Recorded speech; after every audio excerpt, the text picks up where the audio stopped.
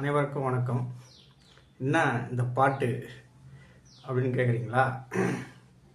காரணம் இருக்கு.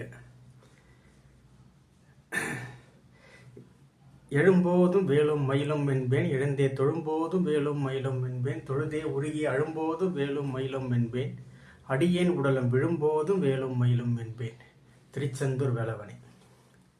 எல்லாருக்கும் அந்த திருச்செந்தூர் முருகன் வேல் அவருடைய அருள் கிடைக்கணும் என்று அந்த ஆண்டவனை பிரார்த்திக்கிறேன். வணக்கம். சரிங்க, இன்னைக்கு என்னங்க சொல்ல போகிறீங்க? வாஸ்துல அது வேறு பாட்டெல்லாம் பாடி கேட்குறீங்க அப்படின்னு கேட்குறீங்களா? நிச்சயமாக சொல்கிறேன். ஒரு நண்பர் கேட்ட கேள்விக்கு தான் இந்த பாடல் பதில்.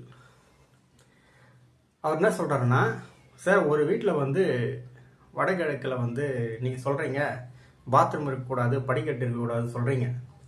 ஆனால் அந்த வீட்டில் இருக்குது, எல்லோரும் நல்லா தானே இருக்காங்க, சூப்பராக இருக்காங்க சார், நல்ல வசதியாக வாழ்ப்போடு நல்லா இருக்காங்க, எந்த இழப்பும் எதுவுமே வரலைங்க சார், நான் பார்த்தேன் அப்படின்ற. சரி, என்னடா அப்படி சொல்கிறாரு அப்படின்னு சொல்லிட்டு நான் கொஞ்சம் அனலைஸ் பண்ணி பார்த்தேன் அந்த வீட்டை. அங்கே போய் பார்த்ததுக்கப்புறம் விசாரிச்சதுக்கப்புறம் தான் தெரியுது, அந்த வீட்டில் ஃபஸ்ட்டு குழந்தை பெண் குழந்தை. அந்த பொண்ணு அங்கேருந்து கல்யாணம் பண்ணி வேறு ஊருக்கு கொடுத்துட்டாங்க. ஏன்னா முதல் குழந்தை தானே பாதிப்பு, பெண் குழந்தை கல்யாணம் பண்ணி வேறு ஊருக்கு கொடுத்துட்டாங்க. அந்த மருமக புள்ள அவங்க கூட அட்டாச் கிடையாது. ஸோ மருமக பிள்ளையும் பாதிக்குமானா கண்டிப்பாக பாதிக்கும், ஆண் மகன் கண்டிப்பாக பாதிப்போம். அது அப்புறம் தான் அவருக்கு சொல்லி புரிய வச்சேன்.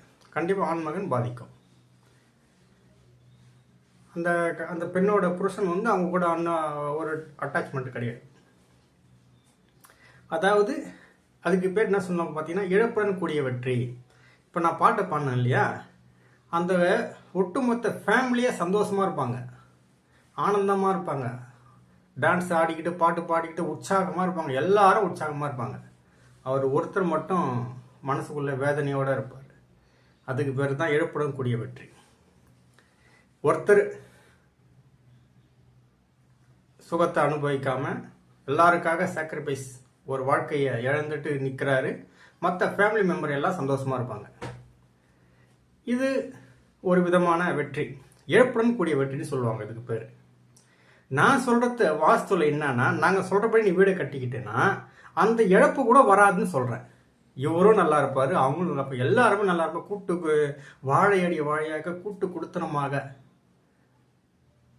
எல்லாரும் சந்தோஷமாக செல்வ செழிப்பாக ஆனந்தமாக வாழக்கூடிய ஒரு வாழ்க்கையாக அந்த வீடு இருக்கும் அப்படின்னு நான் சொல்லுவேன். ஒருத்தர் கூட ஒரு சின்ன ஒரு எறும்பு கூட அந்த வீட்டில் அடுத்தவங்களுக்காக தன்னை வருத்திக்கிட்டோ, தன்னை ஒரு மனிதன் மட்டும் இழப்பை சந்திக்கிறது, ஒரு மனிதன் மட்டும் மூளை வளர்ச்சி வளர்ந்து இல்லாமல் பிறகுது, ஒரு பெண் வாழை வெட்டியாக இருக்கிறது, ஒரு ஆண் வாழை வெட்டியாக கல்யாணம் ஆகாமல் இருக்கிறது, இல்லை ஒரு ஆணோட மனைவி இறந்து போய் அவ இருக்கிறது, இல்லை அந்த புருஷன் கணவன் இல்லாமல் இருக்கிறது, இல்லை மனைவி இல்லாமல் இருக்கிறது, ஸோ இந்த மாதிரி குழந்தை இல்லாமல் இருக்கிறது, இந்த மாதிரி விஷயங்கள் ஒரு ஃபேமிலிக்காக அடுத்தவங்க சாக்ரிஃபைஸ் பண்ணுறாங்க லைஃப்பை. இந்த இழப்பு இல்லாமல் வாழறதுக்காக தான் ஆண்டாள் வாஸ்து அகாடமி படி நீங்கள் வீட்டை கட்டிக்கோங்கன்னு நான் சொல்கிறேன். இல்லைன்னா அந்த இழப்புடன் கூடிய வெற்றி, அவ்வளோதான். மற்றபடி ஒன்றும் இல்லை. நீங்கள் நல்லா இருக்கீங்க அப்படின்னா உங்களுக்காக உங்கள் ஃபேமிலியில் ஒருத்தர் அவங்க லைஃப்பை உங்களுக்காக பே பண்ணுறாங்கன்னு அர்த்தம். அவ்வளோதான் வித்தியாசம். அவங்க தான் உங்கள் வீட்டுக்கு உங்களுக்கு சாமி, குலசாமி அவங்க தான். உங்களுக்காக யார் லைஃப்பை பே பண்ணுறாங்களோ அவங்க தான் உங்களுக்கு குலசாமி. ஸோ இழப்பு இல்லாமல் பெறக்கூடிய வெற்றி தான் இந்த ஆண்டாள் வாஸ்து. பஞ்சபூதங்களை கரெக்டாக அமைக்கிறதுக்கு பேர் தான் வாஸ்து. நேற்று வடகிழக்கு நீர் பகுதி பற்றி நம்ம பேசணும். சரிங்க, அடுத்தது நெருப்பை பற்றி பேசலாம். நெருப்புன்னா என்ன பார்த்தீங்கன்னா, அக்னி மூலைன்னு சொல்லுவாங்க. சமையல் அறை அங்கே தான் வைக்கணும். பூஜை அறையும் அது உள்ளே வச்சுக்கலாம். பூஜை அறையும் தனியாக தேவையில்லை, ஒரு கப்போர்டை போட்டு வச்சுக்கலாம். நம்ம எப்போவுமே சமைக்கிறது பார்த்தீங்கன்னா கிழக்கு பார்த்து சமைக்கிறது சிறப்புன்னு சொல்லுவாங்க. அப்போது எங்கே வரும் பார்த்தீங்கன்னா, தென்கிழக்கில் நீங்கள் சமையல் அறை அமைச்சிக்கலாம். தென்கிழக்கு ரூமில், அந்த ரூமில் வடகிழக்கு ஒட்டி ஒரு ஜன்னல் இருக்கணும். அதே ரூமில் தெற்கு சைடு, தென்கிழக்கு தெற்கு கிழக்கு ஒட்டி அந்த ஜன்னல் இருக்கணும்.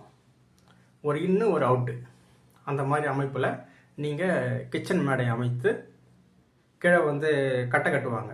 சிலிண்டரு பாத்திரம்லாம் தண்ணி படம். இவங்க தான் என்னமோ டெய்லி அந்த காலத்தில் எங்கள் அம்மாலாம் போட்டு முழுவாங்க சாணி கரைச்சிக்கிட்டு மண் தர. டெய்லி என்னமோ போட்டு முழுகிற மாதிரி கழுவுற மாதிரி ஒரு மேடை மாரி அமைச்சு அது கட்டுவாங்க. அப்படி கட்டக்கூடாது. நம்ம ஃப்ளோர் தரை எல்லாம் ஹைட்டு இருக்கோ அதே ஹைட்டு தான் அங்கேயும் வரணும். அங்கே ஒரு திட்டு மாரி கட்டி மேடை மாரி போடக்கூடாது. ஃப்ளோரோட தரையும் அந்த கிச்சன் மேடை கீழே இருக்கிற தரையும் ஒரே சமமாக ஈக்குவலாக இருக்கணும். அந்த அமைப்பில் கட்டணும். அந்த கிச்சன் மேடை வந்து பார்த்தீங்கன்னா கேண்டிலிவர் அமைப்பு படி அமைக்கணும். அப்படி அமைச்சிங்கன்னா அது சிறப்பாக இருக்கும். சரிங்க. வேறு என்ன கிச்சனில் வந்து பார்த்தீங்கன்னா இந்த கேண்டிலிவர் அமைப்பு அமைக்கிறப்போ அந்த கிச்சன் மேடை வந்து இந்த நார்த்து சைடில் வந்து சோத்தில் ஒட்டாமல் கொஞ்சம் தள்ளி கேண்டிலிவரில் அமைக்கணும். அந்த மாதிரி அமைச்சிங்கன்னா சிறப்பாக இருக்கும். வேறு பூஜை ரூம் வந்து பார்த்தீங்கன்னா ஒரு கபோர்டு வச்சு அந்த கபோர்டு உள்ளவே நீங்கள் சின்னதாக முன்னோர்கள் ஃபோட்டோ வச்சு சாமி கும்பிடலாம். இதுதான்